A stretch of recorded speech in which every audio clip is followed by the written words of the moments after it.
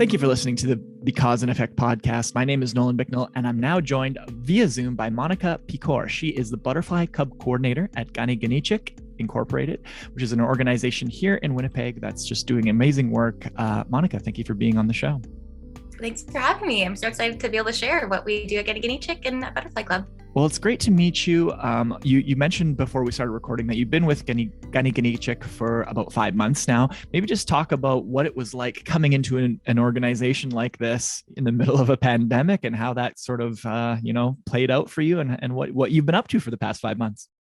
Awesome. Yeah. So I came in about July of 2021 here. So when I first started, we just finished getting out of that big lockdown. So I was really fortunate that I got to come back and kind of be able to switch from our virtual programming and join all of our youth in person. So that's been really great. It's also, of course, with the pandemic, being really cautious and cognitive of how the numbers are going to just make sure that all of our kids are being safe when they're in our program. It's really awesome to be a part of a community organization that's really grassroots in the community, boots on the ground. So totally different than what I was previously a part of. So yeah, it's great to be here. Very cool. So for people who haven't heard of the organization, it's KA space NI space KANICHIHK, Ka Ni Kanichihk. It translates in Cree, as you mentioned before we started recording, to those who lead. So maybe just give me a breakdown of like what the organization stands for, what all types of programming that you guys do, and what sort of the mission is. Yeah, so I'll try a little bit. I've only been there for a few months. So Ka Ni Kanichihk is really about just meeting people where they're at and being able to support them through different cultural revitalization, self-determined goals of just whatever someone's going through. If there's any way that we can help support them, just help them in their journey and help lead them, beside them, walking beside them.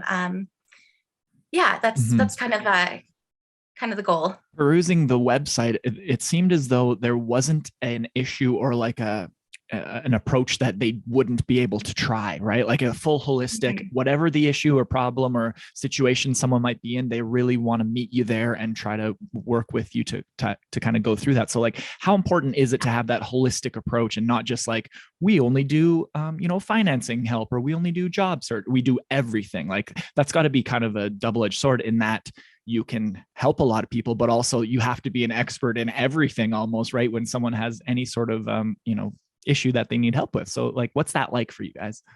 That's right. Yeah. So, people are not one dimensional. We do not just, come in with just one problem. It's usually like a series of events that lead us to, to those difficult moments that we're having in our life. So being able to kind of look at doing a holistic approach of, how is our body, how are we with our spirit, and being able to connect all of those together to really support one another is super important. To keep in mind when we're supporting our families. Have you been working in this industry for long, or did you just make a pivot 5 months ago, or what's your background in history? I guess my community work kind of started a few years ago. I guess my first big girl job was working for the city of Winnipeg. I was a rec tech for a long time doing drop-in programming, and I got my first opportunity to be a supervisor at Turtle Island Neighborhood Center. So it was an Indigenous led community center, partnered with Mum Away. And they just do really great work as well with connecting children and youth and their families to that cultural opportunities in the North End. And it was really through that experience that I just fell in love with the community, and also, saw a lot of the hardships that were going on with our youth and our families, and just knew that there needed to be more done, but I didn't know how to do that. So I went back to school at Red River College and went for my community development diploma. So after doing that and kind of getting all those tools in my tool belt, I was really excited to go back to community, and that really led me to Ka Ni Kanichihk here. Very cool. Very, very cool. So you mentioned sort of working with kids in person. Now, how are the kids doing these days when it comes to, the social distancing and the masks and what's the general sense that you're getting of kids when they're kind of coming to programming, and how are they doing? What's the general census? Well, I think that we're, what is it, almost 2 years into this now. So they're pretty well familiar with things that they need to do to keep themselves safe and keep other people safe. So, I mean, it's always, sometimes we need reminders even for ourselves, but for the most part, they're really great. And yeah, it's been totally fine. I think it just speaks to the resilience of youth, Yeah. whenever I'm interacting with any like friends, kids or whatever, everyone's just like, yeah, whatever, we'll handle it. They can handle anything. And it's pretty inspiring a lot of times. Right. Maybe just tell me about Butterfly Club. You're the coordinator of the group. What does the group do? And what's the whole mission for you as well? Yeah, so Butterfly Club is a program for youth, and so it's mainly for girls and female identifying, but we also have two-spirit youth in our program as well. Ages are 9, a little bit younger, to about 13 or a little bit older. And so the whole, I guess, goal of Butterfly Club is to help create opportunities for youth to learn more about their culture, to get those leadership skills, and just build up self-confidence in our youth. So if they can just be really proud of who they are and really confident in their indigeneity and yeah, just being able to spread that into the world outside of Butterfly Club. It's definitely about sort of teaching people who they are almost in a way. And a lot of times the indigeneity has been sort of attempted to be suppressed in many generations, obviously. So what do you think the difference is of how kids are now taught to approach it versus how maybe 10, 15 years ago kids were taught to approach it or disincentivized to approach it versus now? So like, what are the conversations like that you're having with some of the youth? Yeah, I mean, maybe I can really only speak to my own experience, growing up and just knowing that just being white passing, it was a lot easier to maybe easier is not the word, but it was just times were different where yeah, if you didn't really know about where you came from or what your community was or the language, it was just hard to identify like that. But I find that nowadays the youth are just ready to get in there and to learn their language, to learn their sister languages, to just fully, yeah, be a part of what there is to offer.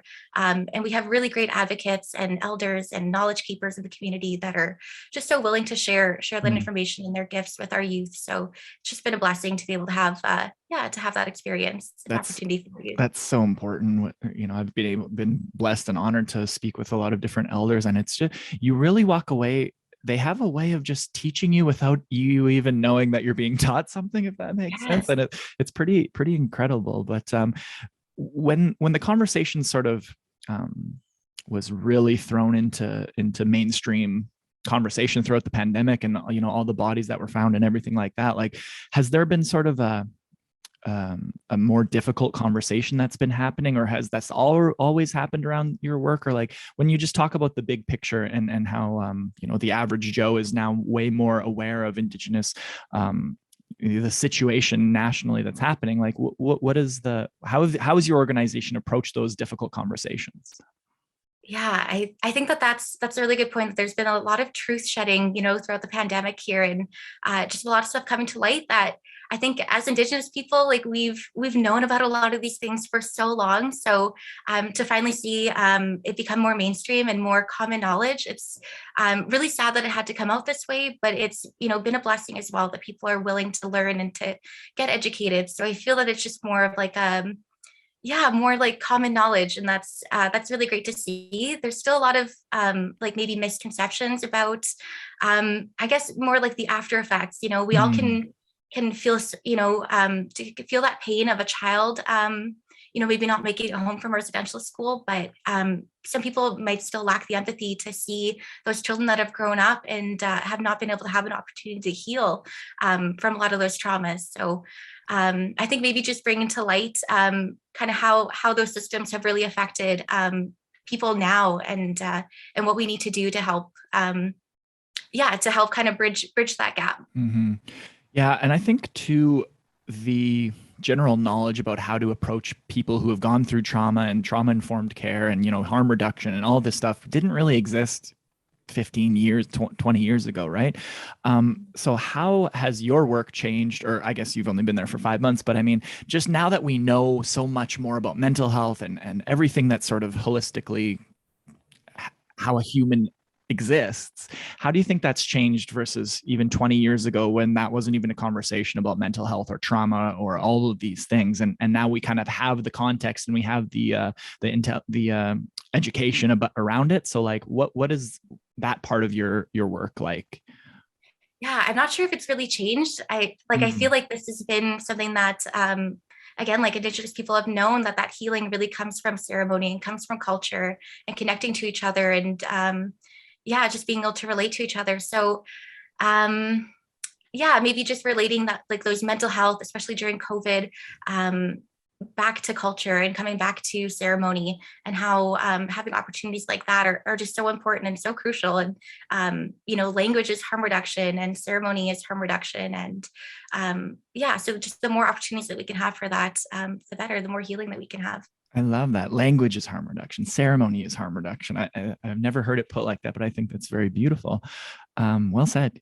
How do you handle, like, obviously there's probably situations where you see some difficult moments and talk to people who are going through a difficult time. How do you handle sort of the residual trauma of, deal with helping people like that? And how do you stay mentally healthy? I see paintings in the background and some guitar.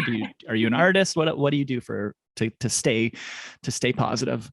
Yeah, maybe I wouldn't call myself an artist. I do love Bob Ross, so I think that's really helped with my like creative confidence. Hey, Bob Ross would not like you to not call yourself an I artist, know. then, right? That's awesome. That's great. Yeah. So doing art and really just spending time in program with our youth, that's been like really my heart medicine, is just being able to do something that I love every day. Yeah, I feel like well, maybe that's not true. I was going to say, maybe I feel like I don't really need to do that that side work, but I totally do. I do smudge, and I do, connect to prayer. And but yeah, a lot of that we really connect with in our program as well. So doing our drum songs with our youth, and they're just, yeah, I think every program that we have, I just come away with learning something new and just feeling so good about what we do. So that's beautiful. Yeah. Very nice. What is it like working in Winnipeg? And most of the interviews that I've done are people that have worked in Winnipeg, and everyone says it's just kind of like a big small town and everybody knows everyone. But what's it like for your work specifically, being able to sort of contact other organizations, and maybe because obviously like Ka Ni Kanichihk has such a wide breadth of things that you need to be able to help with. So what's it like being able to sort of pick up the phone and contact someone who can help you if you don't maybe have that necessary expertise in whatever it might be?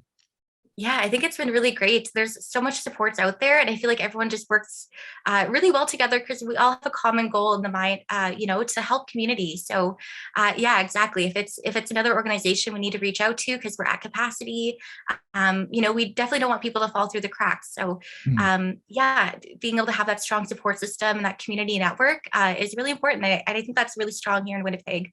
Yeah, all around the city. We're in the West End, but we have youth and families from all over the city. And so, yeah, I think it's really great that we have those connections. And what are you hearing has there been anything that the youth have said, like, we need this, and any surprises that when working with youth of what they've requested or suggested that you were like, oh, I didn't think about that? Has there anything been popped up like that? It's a great question. I don't know if any of them that I've been really surprised. I'd have to think about that. Maybe I'll come back to it. Sure. But yeah, one of the things that maybe that they've been asking me a lot for is just those connections to land and to ceremony, and going outside of the city and doing more things. Yeah, in like traditional spaces. So and trying, because like I'm from the city, I grew up a little bit outside of town, but not really in like any like First Nations. So like that's something they're really excited about, is going back to connecting to the land and having those those spaces to be a part of. So that's been something new for me, is try to find connections outside of the city for that. And what's your experience been like when you get to return to the land and sort of, walk through the forests and whatnot? Like, how does that make you feel personally? Oh, it's so great. Yeah. Just being able to take those moments to be connected to to our relatives, our plant relatives, and our the four-legged and winged. Yeah, it's really amazing to be a part of, and just really get connected to remember that we're all one. And, without our water systems, without like these forests and like natural places that we're so blessed to have in Manitoba, we wouldn't have the same experience here. So it's just really great to do that. And yeah, kind of connect to our old ways of living as well, right? So we've gone out with the youth and done some medicine picking at Birds Hill, and yeah, just being able to share those opportunities is really nice. Beautiful. Yeah, my partner's a huge hiker, and so this, like the last 2 summers, we've just been. And Manitoba really is like one of the best places in the world to go out and experience nature. And it's actually, you don't really, I feel like Manitoba hasn't really been celebrated for that. But when you get to go out to some of these hiking trails, it's like absolutely mind boggling. Like it's wild stuff. But Yeah. yeah, it's cool.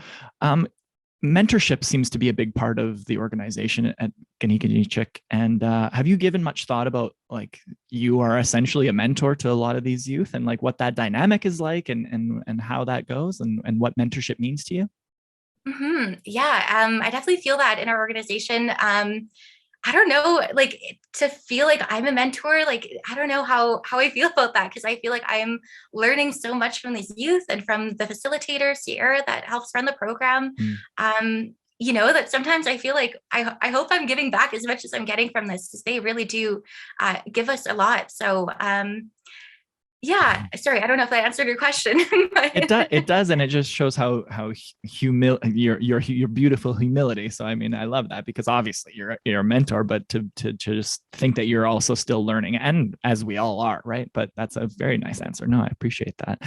What's next for the next, like when you're looking sort of at the calendar for the next 6 months to a year, what's coming down the pipe that you're excited about? What are you worried about? What are you thinking about? What's on the horizon?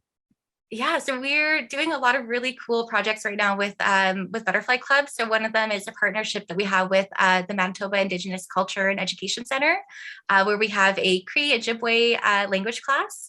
So that's been really cool. We have some like land-based camps coming up to kind of be like our final like celebratory, yeah, just like to really take the language we've been learning and apply it to the land-based experience there. So that I'm really looking forward to. We've also been applying for some funding for the next year.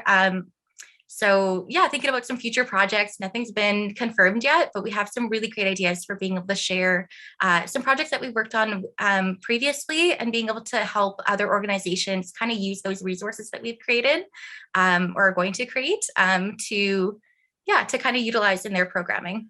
It sounds as though things are starting to get back to normal a little bit, and we're starting to be able to sort of return to some sense of normalcy. What's the biggest thing that you missed over the last couple of years of the lockdown and the shutdown and the pandemic? Um, oh yeah, what have I missed? I think there's a lot that we've, given up being in this pandemic. I think it's just being able to gather and to have like these big community events where we can all get together with families and all of our youth, and they can bring their friends. So yeah, I think that's something that I've missed, is just that gathering aspect. And yeah, I mean, we've done it a little bit with our small groups, but being able to really connect all together, I think is something I look forward to when this pandemic um, yeah, either Mhm. ends or just slows down a little bit, that we can kind of get back to a different normal or old normal. Could not agree more. You might be the first person that I've told this, but we are having a big gathering on June the 1st with all the reconciliation Ooh, grant recipients. So keep that on your calendar. We'll be able to sort of see each other in person. It's supposed to be at the Blue Thunderbird Land-Based Teaching Center. So we're going to have a nice day there. So keep that in mind. perfect. Yeah, it'll be fun. Awesome. I can't wait. At the end of our time together, I do a segment called Just Because, where it's the same 7 questions to all my guests, just talking about the causes that you care about and the effect that it's had on your life. Do you want to go through that with us right now? Yeah, let's do it. All right. Question 1. What is the very first cause that you ever remember caring about? Mm.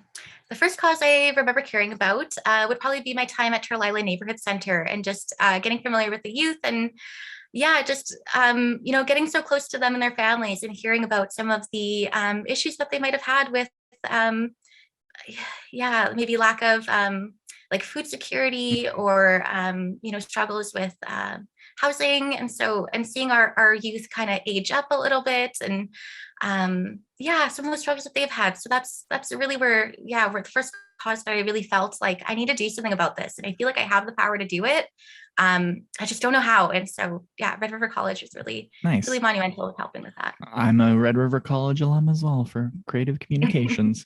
When you mentioned Turtle Island, is that the same as the Turtle Island Lodge that Elder Dave Crushane runs, or is it a different, just because they're both called Turtle Island? Not the same No, thing? it's a Turtle Island Neighborhood Center. So it's Okay. over in Lord Selkirk Park. Okay, cool. Awesome. Yeah.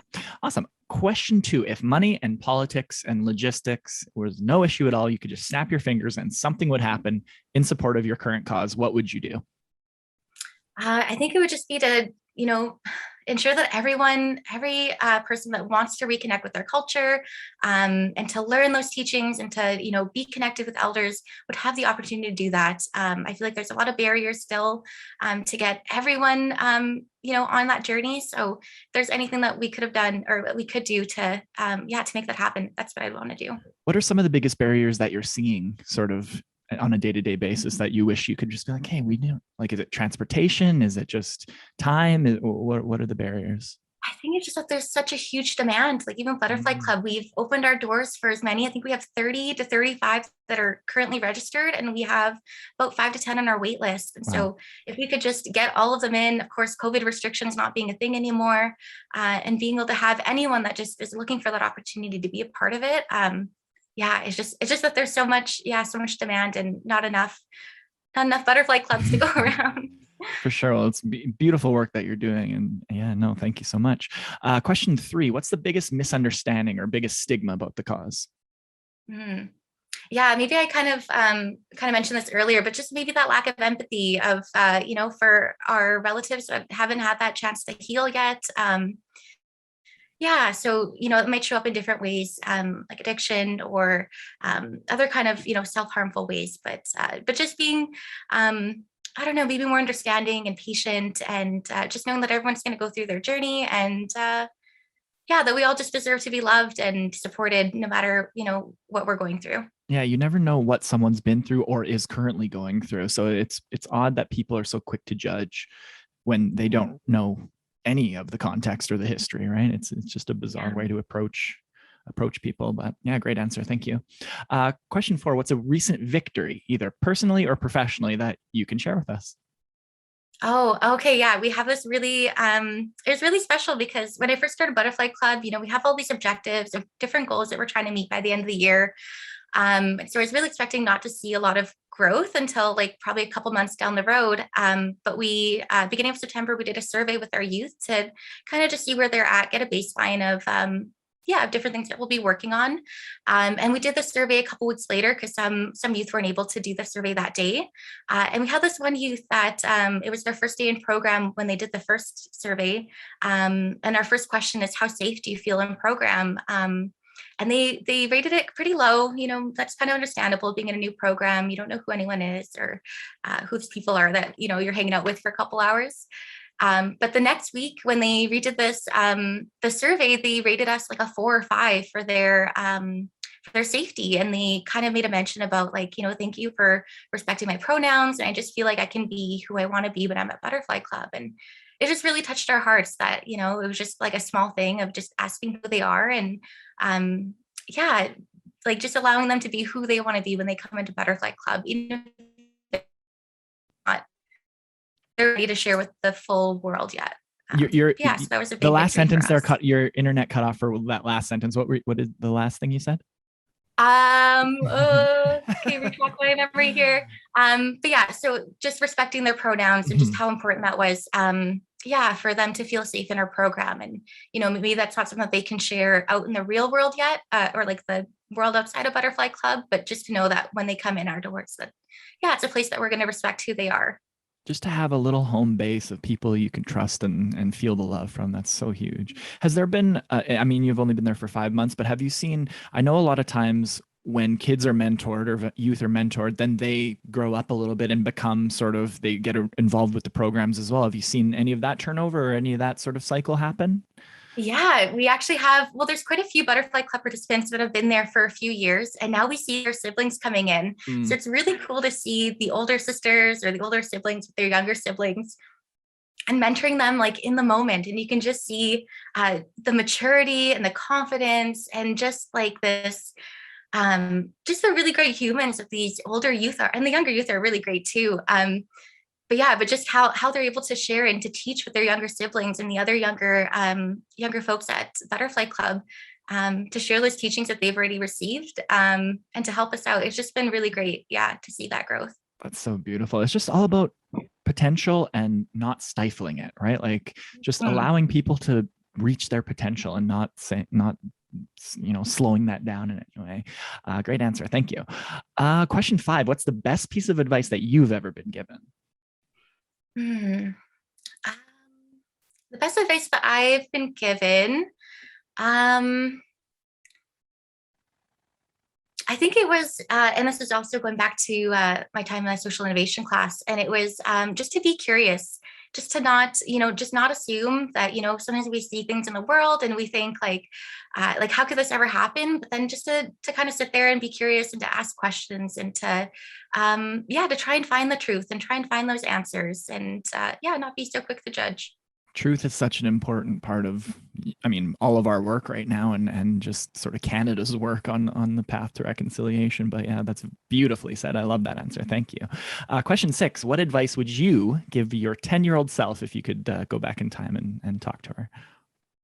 So I think I would tell her, 10 was a really crazy time in my life too. So I would just tell them to just trust yourself and to trust in your own voice and to know that your voice is important. And that you're going to make some big decisions in your life and none of them are going to be bad. They're all going to be exactly what you need.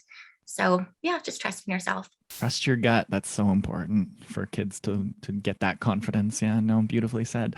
Thank you, Monika, for this conversation. I can tell that the youth are in good hands when they come to Butterfly Club with you. So it's been a great chat. The last question is, what do you want to be remembered for?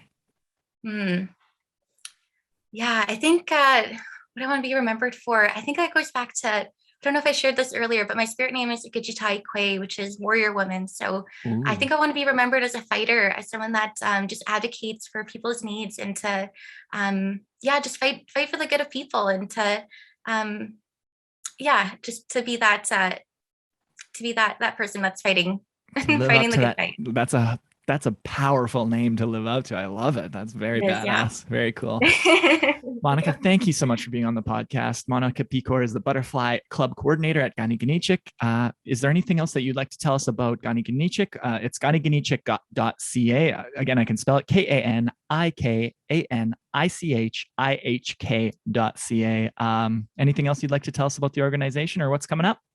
Yeah, maybe I'll just put in a little plug there that Ka Ni Kanichihk is in the middle of a capital expansion. So we're currently fundraising for our new building to be an expansion so we can really help meet all the needs of the Indigenous community and to help out. So if there's anyone that's looking for a place to donate or just wants to learn more about what work we do and wants to come for a tour, feel free to connect with us at Ka Ni Kanichihk. And we'd really appreciate it. Monika Pichor, thank you so much for being on the podcast today. We'll see you June 1st, if not sooner. Yeah, see you then. All right, take care. Thanks so much.